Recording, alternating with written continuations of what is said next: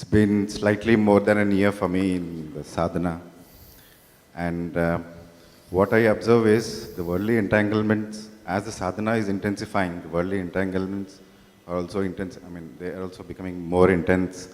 And the societal entanglements are also becoming intense, challenging me and maybe my emotions I mean, very frequently. I mean, is this normal? Can you dispel this, please?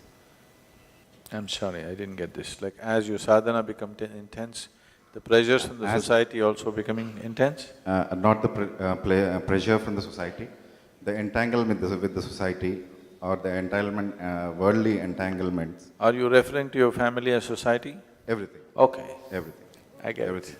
So how do I handle this? We need to understand this.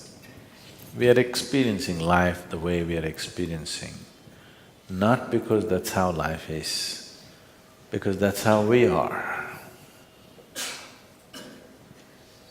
Our experience of life is essentially determined by us, not by what's happening around us.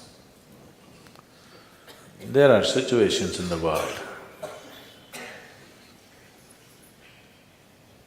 family, work, street, many things, nation, world, all kinds of situations. Whatever happens in the outside situation has a certain amount of impact on our physical lives. Definitely it has, isn't it?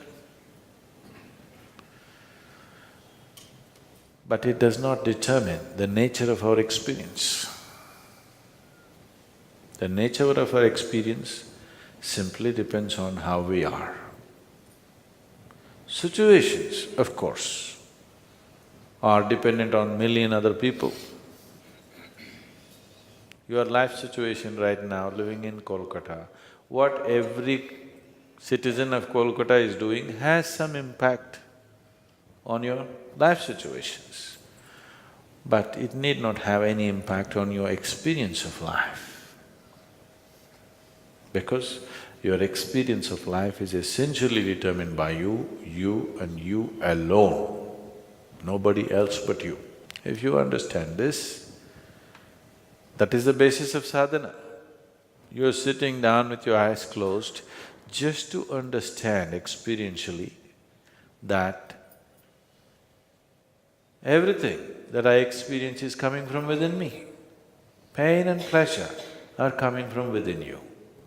Joy and misery are coming from within you. Agony and ecstasy is happening from within you. If you understand this much, then would you choose pain or pleasure? Would you choose joy or misery? Agony or ecstasy? That's all, you know the choice.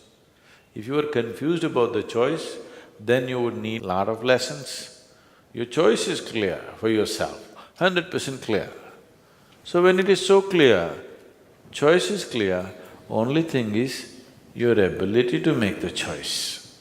That's all you need to enhance. If you did not know what to choose, it would be more complicated. Your choice is 100% clear, only to be able to choose. That's what sadhana is about, not about losing it, and about getting it back, that you're able to choose what should happen within you right now. Misery or joy, agony or ecstasy, pain or pleasure, what should happen in this? You are the only person who's determining this. But you know, sometimes if you're miserable, you get some things. Right from childhood you've been trained like this. If you act miserable, somebody will attend to you. You will get certain things. As a child you were miserable, your mother gave you 2 extra rasgullas. That manifested something in your mind. If I'm miserable, I'll get what I want. But if you're miserable, whatever you get, what's the point? Yes, once you're miserable, whatever you get, what is the point? If you're joyful, you don't get anything, so who the hell cares? So, clear this up. Sadhana and experience of life are not in any way connected to make it miserable or joyful. Sadhana is just giving you access to realize your experience of life is caused by you and you alone, nobody else but you. That's what sadhana is about. It is not trying to make you joyful, it is not trying to make you blissful, it is not trying to make you miserable, no. It is just bringing the awareness that it is you who's causing it. Once you understand it's you who is causing it, experientially, not here, you will cause utmost pleasantness, isn't it? Will you cause misery? No.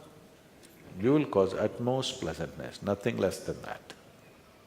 It is important in everybody's life that whatever time that's possible for you, maybe a week in a year or 15 days in a year or whatever, twice a year or whichever way, but you must invest a certain amount of time just for this being, it's very important. Not for your career, not for your family, not for this, not for that, just for this being, a little amount of time at least every year, allotting that will pay off in a big way. If you do not invest on this will remain stagnant.